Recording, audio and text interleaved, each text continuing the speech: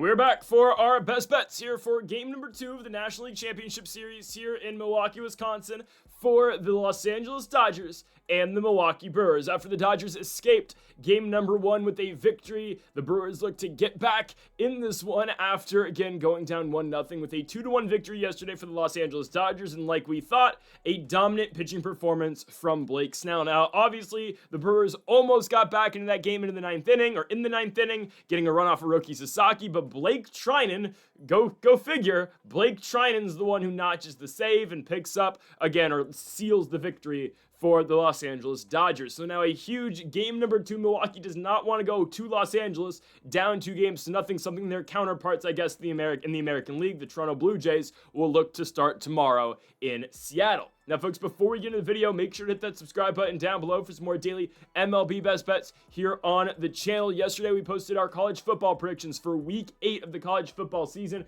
That is 4.5 hours long of college football predictions. 59 games, 59 predictions. You're not going to want to miss that video. That is linked in the description down below. Later today, we'll have our NFL predictions on the channel. And don't forget, a week from today, the NBA season starts. Daily NBA best bets start a week from today. And then college basketball best bets start, I believe, on November 2nd or 3rd. Maybe the 1st. I know it's in November. Also, on Greedo Plays MMA, make sure you go check out our UFC Fight Night Vancouver predictions. Rainer DeRitter and Brendan Allen in the main event. Also, Contender Series predictions are out as well for the final Contender Series card of the year. Okay, 3 best bets, obviously, just for the one game. Kicking things off with our best player prop of the day. Freddie Peralta over 5.5 strikeouts. So yesterday, the Brewers go pen game, kind of. They go opener Aaron Ashby, and they go Quinn Priester. And Priester actually doesn't give up a run. It goes to Chad Patrick. But, 4 innings, no hits. 4 innings, 3 hits, 0 runs, but 3 walks. Today, Brewers go, obviously, to their ace in Freddie Peralta. And my goodness, do they need an effort tonight out of Peralta. They need Freddie to get them one. It's the simplest way I can put things here. So expect Peralta to go pretty deep into this game. Peralta's gone 4 innings and 5 2/3 innings so far in this postseason. So game number 1 of the NLCS against the Chicago Cubs, Peralta goes 5 2/3 innings, 4 hits and 2 runs with 9 strikeouts. Game 4 in Chicago, Peralta goes 4 innings, 3 hits, 3 runs, and 6 Ks. Even in a start where Peralta only goes 4 innings and the Cubs are hitting off of him early, he still finds a way to get 6 strikeouts.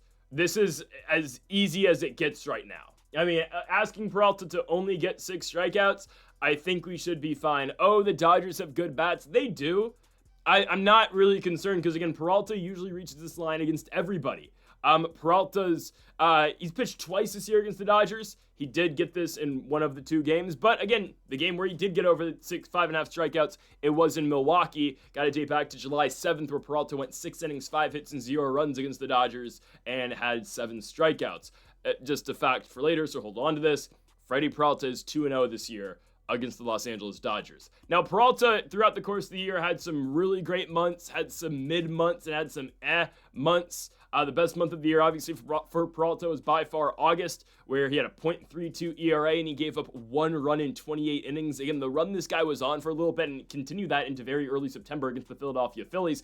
Peralta was on one, and Chicago timed up Peralta pretty well. They've seen Freddie quite a bit, and that's been the one team, though, all year that has gotten at Freddie Peralta. Like in the regular season, Chicago had a game in Milwaukee where they really went at Peralta, scored 5 runs on him in 4 innings. And why is this important? Well, Peralta's been good against everybody but the Cubs this year. I mean, that's just a thing, too. I mean, you can look at even the best pitchers in the major leagues. Hell, look at Paul Skeens. Skeens was dominant against everyone in the major leagues except for the Milwaukee Brewers, except a team that's in his division and sees him all the time.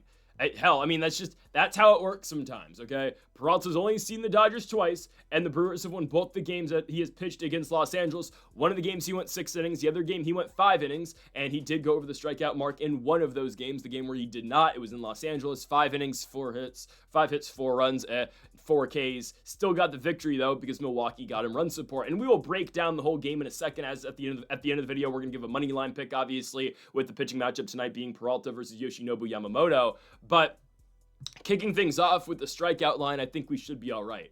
Guys, the Dodgers lineup is not impressing me right now. And Brewers lineup too, they were great in the Chicago series. Game 1 against the Dodgers, not entirely that great, but that's, again, the problem with facing Blake Snell. I told you yesterday, I think Snell's probably their best pitcher on roster. And obviously Snell will, I assume, will get another opportunity in the series in game number 5. And I don't know how the Brewers will fare on the road against Snell later on in the series. Hopefully that's not a must-win game for Milwaukee, but we shall see. But I look at the course, I look up and down this Dodgers lineup, and I'm like, all right, okay, Ohtani's been a very poor hitter in this postseason.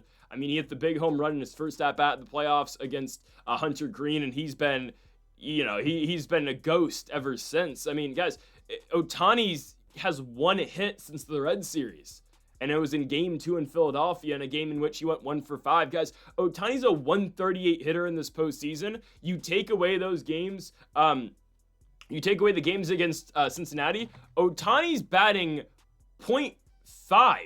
He's got a .05.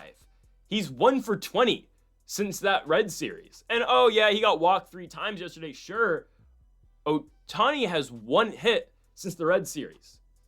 He's not striking out a ton.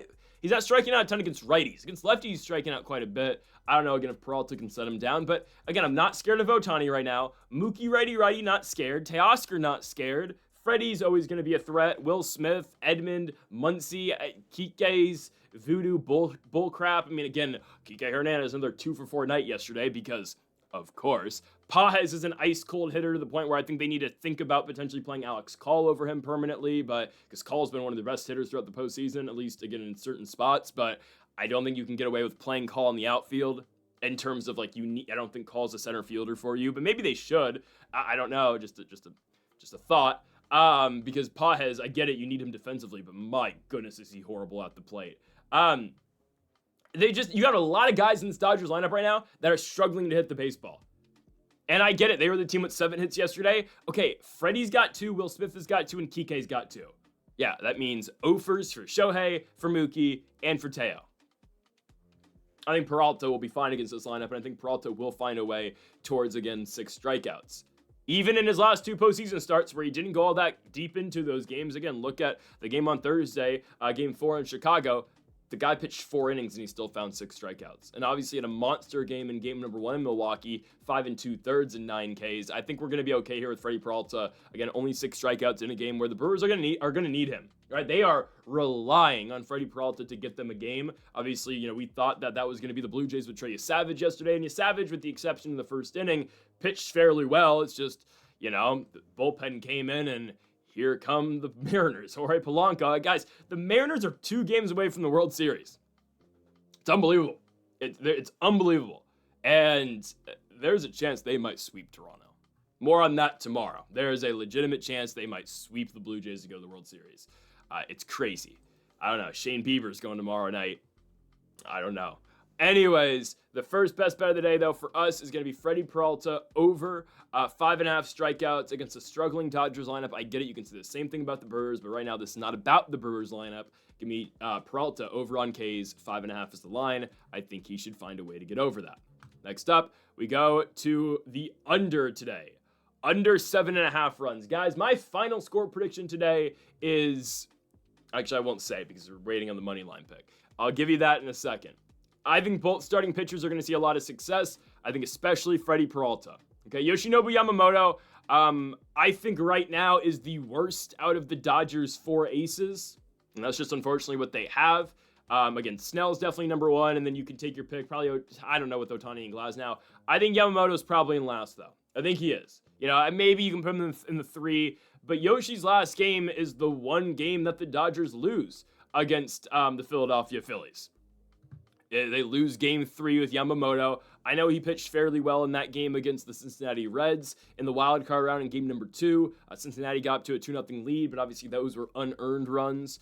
Someone made an error. Was it Edmund or was it Freeman? No, it was Teo, I think. Someone made an error in game 2. Regardless, Yoshi pitched a good game number 2 in the wild card round. His second game of the postseason, though, against the Phillies, didn't do all that great. 4 innings, 6 hits, 3 runs. Pitch count was up. They needed to save him. They needed to get him out that game early. Obviously, Kyle Schwarber hit the moon shot into deep right field that they only said went 455 feet. It definitely went like 490. But you get what I mean, right? Philly saw a lot of success against Yoshinobu, and now you put Yamamoto on the road for the first time in this postseason. I think he should be all right, but I think there's a potential the Brewers could score some runs. Again, we'll get into that later. But again, I think Yamamoto is going to have a bounce back game. All right. I don't think he's the best out of this rotation. And obviously, again, there's going to be obviously there's going to be a step down in pitching tonight for Los Angeles, going from Blake Snell to Yamamoto. But even with, again, on a bad Yoshinobu night, he's going to give up 3 or 4 runs. I don't really know how many the Dodgers scored tonight, guys. I think the Dodgers probably scored 2 or 3. And I think the Brewers either scored 3 or 4. I think that's like the max. I'm saying. I'm not saying they're going to score those many runs. I think that's the max both teams can potentially score tonight.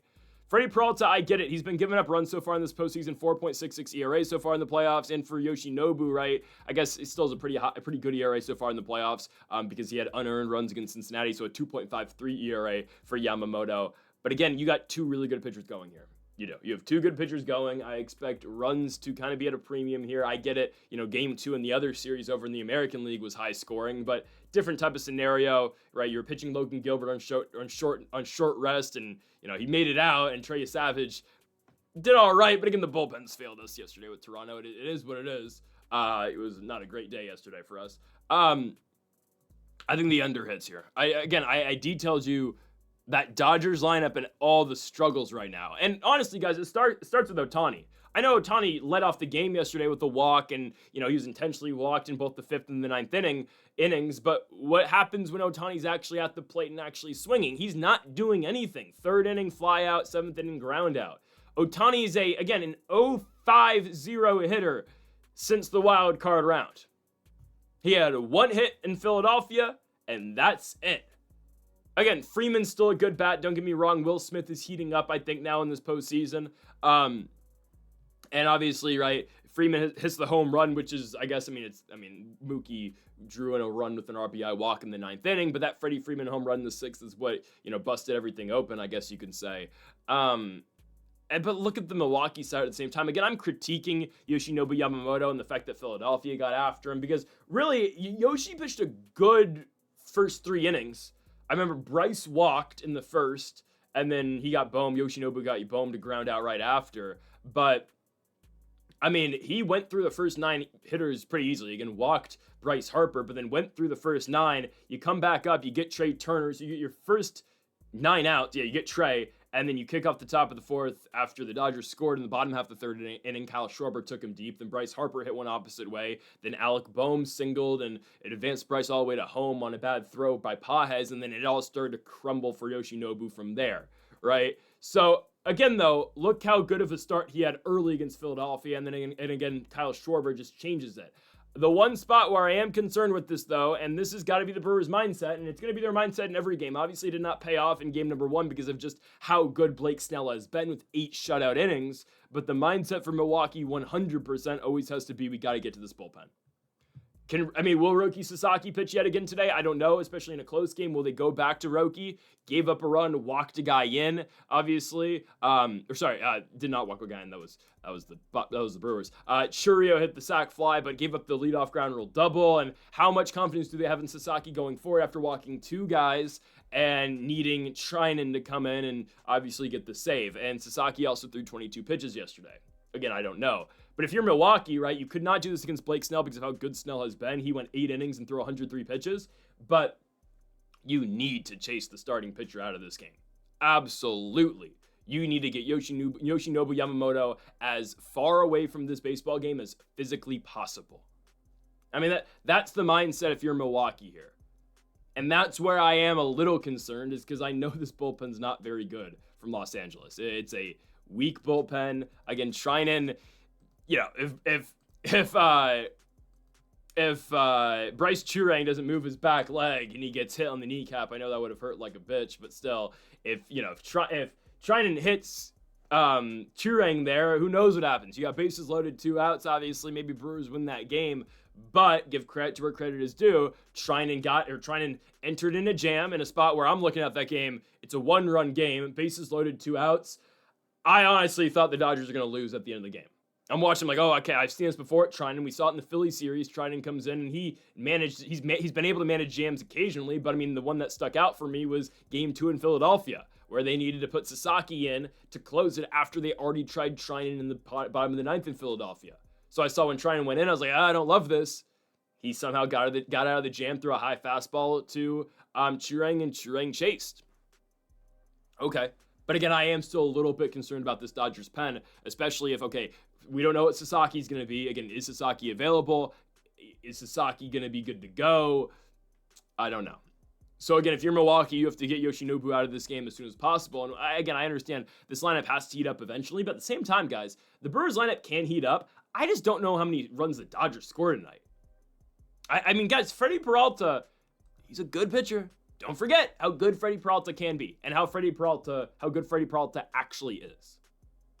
Again, he did not pitch a .32 ERA in August out of luck, right? That was one of the most dominant months of a starting pitcher you're ever going to watch. He still got that in there, and obviously the strikeouts are still there, so that's why we're betting strikeouts for our best player prop as well. But I believe, again, we get a somewhat low-scoring affair, and again, that does not entirely mean that the Brewers have to be ice cold at the plate and the Brewers aren't producing at all. I mean, Milwaukee can still score 5 runs, and the Dodgers, though, they only plate 2, and we're fine. Again, asking 8 runs in a playoff environment in a game like this with 2 all-star pitchers going in Freddie Peralta and Yoshinobu Yamamoto, 2 guys who had the 4th and 7th best ERAs out of qualified starting pitchers in Major League Baseball in 2025, you're just asking a lot. I get it, Dodgers pen is weak, Brewers pen is not horrible. Again, Miguel, Uribe, obviously 2 very good guys, and they did throw both Miguel and Uribe in the 8th and the 9th yesterday, but I'd expect if they need those guys, they'll be back again out today. I think we're going to be fine with the under. We're going to go under 7.5 runs from American Family Field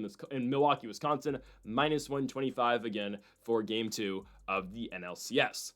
On to now our final best bet of the video and to the Moneyline pick.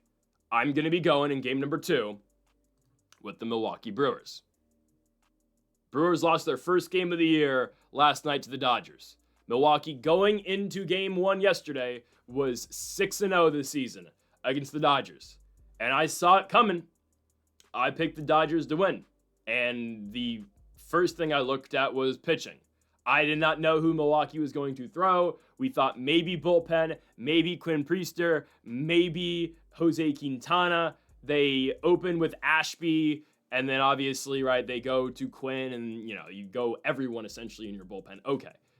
The main reason why I liked Los Angeles yesterday, and it was pretty clear to me that the Dodgers are going to win, was because of Blake Snell. Blake Snell has been one of the most dominant pitchers in baseball as of late. It's a rarity when he gives up more than 1 run, and obviously he was on full display yesterday. Snell goes 8 innings. He gives up 1 hit in 8 innings. It was Caleb Durbin in the 3rd inning. Hit one up the middle. That was the only hit Snell gave up. 10 Ks as well with that. Obviously, again, it came crashing down when Sasaki came in for the save in the bottom of the 9th inning, but that's neither here or there. The Brewers are bound to bounce back, and I did say that about Toronto yesterday, and the Blue Jays laid the most massive egg I've ever seen. Your city's been waiting forever for the ALCS again back in Toronto, and you go out after you get rid of the Yankees, you do the Yankee lose, and yet you come back home and take on a Mariners team that just played a 15-inning marathon. You give up both games at home. So congratulations, Mariners. You're going to the World Series. It's just a question how many games. I'm thinking 5. Anyways, I believe this Dodgers-Brewers series will be the series that goes deep. I think this will be the series that goes, 6, 7 games. I believe, again, we will see baseball back in Milwaukee is what I'm saying here. I believe the series will get back to Milwaukee, Wisconsin. It's just a matter of how do we get here. And I think it starts with a game 2 victory for the Milwaukee Brewers. Again, I'm not sold on Yoshinobu. I think Yoshinobu is going to hold the Brewers to under 4. Again, I legitimately think the Dodgers are doing him a disservice pitching him right after Snell because of how dominant Snell's been. Obviously, again, two different style of pitchers, kind of. Obviously, Snell a southpaw, Yoshinobu a righty, but I mean, you get such a dominant effort out of Blake Snell. It's almost to the point now where like, all right, thank goodness we get Yamamoto now, right? And Yoshinobu again, that Phillies start was not very good. Phillies were timing him up. They figured it out against Yoshinobu pretty early, I guess, after the third inning. I mean, again, this guy goes, 10 up, 10 down kind of, right? Walks one guy, but essentially gets the first 9 outs, no harm, and then only pitches one more inning. He has a bad fourth inning, and again, there was a missed throw by Andy Pages back in, I think it was Pages or was it Teo? I believe it was Pages back into the infield, but regardless, Yoshinobu doesn't finish, or he finishes the fourth inning and he's done. And then that's obviously where it came crashing down for Los Angeles in Game 3 against the Phillies. This is the only game Philadelphia won in the NLDS because now, again, Yoshi only goes 4 innings, and okay, we have to go Anthony Bonta in the 5th. We got to go Jack Dreyer in the 6th. We got to go Clayton Kershaw for the 7th and the 8th innings, and now we're using Blake Treinen in the 9th inning as well. So again, that's the strategy for Milwaukee in this game. I mean, that cannot be detailed further. You need to get Yoshinobu out of this game. Especially that the one good guy in the Dodgers bullpen, Roki Sasaki, threw 25 pitches yesterday. Not saying that he's not available, but you'd rather face Roki Sasaki a day after scoring a run on him and a day after him throwing 25 pitches and walking multiple guys than, Sasaki on the run that he was in, dominating Philadelphia and looking like an elite closer in baseball. I know, again, he's probably going to go back to starting next year, but obviously his role in this 2025 postseason is obviously being a closer and out the bullpen. But another thing that needs to be mentioned, and I've been hinting at it so far in this video, but it's the facts, man. Shohei Ohtani right now has not been a good hitter. I mean, that's the driving force for Los Angeles. Obviously, again, if Shohei's not hitting well, then here comes their 2 other MVPs sitting back to back to back in the lineup. Obviously, again, Mookie Betts after Shohei, and there's Teo sandwiched in there, but then Freddie Freeman as well. I get it, right? Shohei doesn't need to be Superman every single night, but he hasn't contributed at all.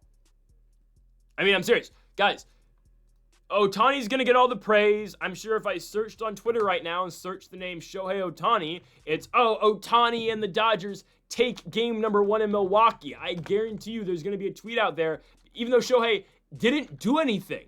But again, that's just how the media perceives him. That's how the Major League Baseball, I guarantee you, again, I'm looking up Shohei Ohtani right now. First thing that pops up is Blake Snell says he can't wait to pitch knowing Shohei's next. The Los Angeles Dodgers moved to 17-6 in the postseason since signing Shohei Ohtani, 6-1 in this year's postseason. Ohtani hasn't done anything this playoffs. The Phillies hammered him in game 1, and, the Phillies bullpen blew it, or whatever. Kike Hernandez pulled out his devil magic, and the Phillies lost that game. But Ohtani has done nothing in this playoffs. He hasn't done anything. And look at where they're at. They're still winning games, sure, but eventually, it's going to come back to hurt him. Eventually, he's going to. I don't think Ohtani shows up tonight against Freddie Peralta. I still think, again, he's seeing ghosts in there. Ohtani's no longer a playoff riser. After being a playoff riser in his first postseason, maybe Ohtani just doesn't want it bad enough. Maybe he's betting on his unders every single game. Maybe that's what's going on. I don't know. Just a theory. I'm just saying. So I'm not impressed with the Dodgers lineup. Oh, yeah, the Brewers had 2 hits yesterday. Sure. Okay. You can put any lineup, and this is going to be high praise for Blake Snell, but it's the truth, honestly, and I'm willing to give out this high praise. You can put up any lineup right now in baseball against Blake Snell, and you're probably not scoring runs. Guys, Blake Snell, in his last 6 starts, has given up 2 runs. And those 2 runs came in the 7th inning, late in his start against the Cincinnati Reds in game 1 of the wild card round. That's just how good Blake Snell has been. I mean, after he got very oddly hammered in Pittsburgh against the Pirates. I remember that start very well. It was Paul Skeens versus Blake Snell, and we had Skeens and the Pirates, and they did win. But since that start where Snell got obliterated in Pittsburgh and gave up 5 runs in 5 innings and 9 hits and walked 3 guys, he has been shut down. To the point where, again, I'm looking at Blake Snell right now like he's the best pitcher left in the postseason, and it's not even close. I mean, sure, Peralta's really good, and I have a lot of faith in Peralta today. I look at, the American League side of things. I mean, the Mariners have got some really good pitchers. The Blue Jays have some pitchers too. But no, I mean, and the Dodgers obviously have their 4 aces. No, the best pitcher remaining in the playoffs right now is Blake Snell. So that's why I'm really not alarmed by, Milwaukee had 2 hits all game long. Obviously, again, half of their hits came against Roki Sasaki in the 9th inning, and that's where their only run came from as well. I'm not too concerned. I'm really not. It's just that's how good Snell is.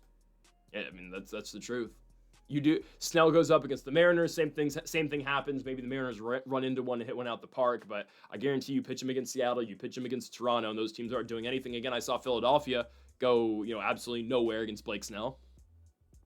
And that's, again, what the Dodgers are afforded because they have so much money and because everybody signs here and whatnot. Again, good for them, I guess, right? Money buys everything, right? Money actually does buy happiness in Major League Baseball, I understand. But I think the Brewers are going to be fine today. Bounce back spot. And again, it's almost to a point where I'm not saying Yoshinobu Yamamoto is a bad pitcher. I'm not going to discredit the man at all. I think he's good. He's no Blake Snell, which might sound crazy, but it's the absolute truth. Like, he's a good pitcher. He's not Blake Snell. Blake Snell is levels right now ahead of Yoshinobu Yamamoto. He just is. So that's a discredit to Yamamoto that he's got to follow that. Brewers going to be hunting pitches now. They have again, yes, they lost game 1, but they have somewhat of momentum going in now into this game too. Because they were shut out for 8 innings. There was no hope, right? I mean, hell, Snell doesn't put anybody on. Again, Caleb Durbin has the hit, but they don't even draw a walk. I mean, Snell is lights out for 8 innings. Then there's life in the 9th. As soon as Roki Sasaki enters that baseball game in the 9th inning, what happens? Durbin popped out, but then Isaac Collins walks. Jake Bauers is the ground rule double, and immediately you put the winning run on second base. Now, obviously, right, Churio had the sac fly, and they didn't end up getting out of that game, but immediately, 3 batters into the Roki Sasaki appearance, you already had double the amount of batters you had against Blake Snell. All right, now you have confidence a little bit. You have some momentum building for you now, and now your ace goes. And obviously, again, right, I mean, it's a huge game. Because if Milwaukee loses this game, I don't think Milwaukee's going to win the series. I've said that. Or I believe we're going to get Dodgers-Mariners World Series at this point. I think this one's going to go back to Milwaukee, though. I think it's going to go 6 or 7 games. But if you're Milwaukee, I mean, this is everything for you. Again, we're basically writing off the Toronto Blue Jays already because they're going back to Seattle for 3 games. And I mentioned this a lot, again, yesterday. And this is why I was so confident the Blue Jays were going to get one. Because now the problem that Toronto's faced with is you go to Seattle and you got to play 3 games there. You have to win 2 of 3 on the road to survive and get back to Toronto. Probably not going to happen for you, right? Milwaukee, for as bad as this is, if they can just get this game, they just got to win 1 in Los Angeles. And yes, you're still down 3-2, but as long as you can win your home games, you got it. Milwaukee wins this 1 game. They just need to get 1 in Los Angeles. I think that's what's going to happen. I think they're going to win the game that Ohtani pitches. Okay, they'll probably lose the next one with Glasnow, and they'll probably win 4 against Ohtani. 5, they'll probably lose to Snell. But all right, new series, 6-7 back in Milwaukee, Wisconsin. So it's so important the Brewers win this game. Something the Blue Jays cannot capitalize on. Blue Jays had the guy that we thought was their best pitcher in Trey Savage. We know Freddie Peralta is the Brewers' best pitcher. Let's go get it done against Yoshinobu Yamamoto, who's very good, all-star caliber guy, obviously elite pitcher in baseball, but a pitcher that is not Blake Snell right now. So I like our chances better than yesterday for Milwaukee. Obviously, we had Dodgers yesterday, but I'm taking Brewers now. Give me Milwaukee Brewers money line today, plus 105 at home at American Family Field before they have to go back to Los Angeles for game number 3 on Thursday. Folks, thank y'all for watching our MLB Postseason Best Bets here for game number 2 of the National League Championship Series. If you have not yet, though, make sure to hit that subscribe button down below for more. Make sure to leave a like. If you did enjoy the video, make sure to comment if you do disagree with any of the picks. Folks, thank y'all for watching, and Mamba forever.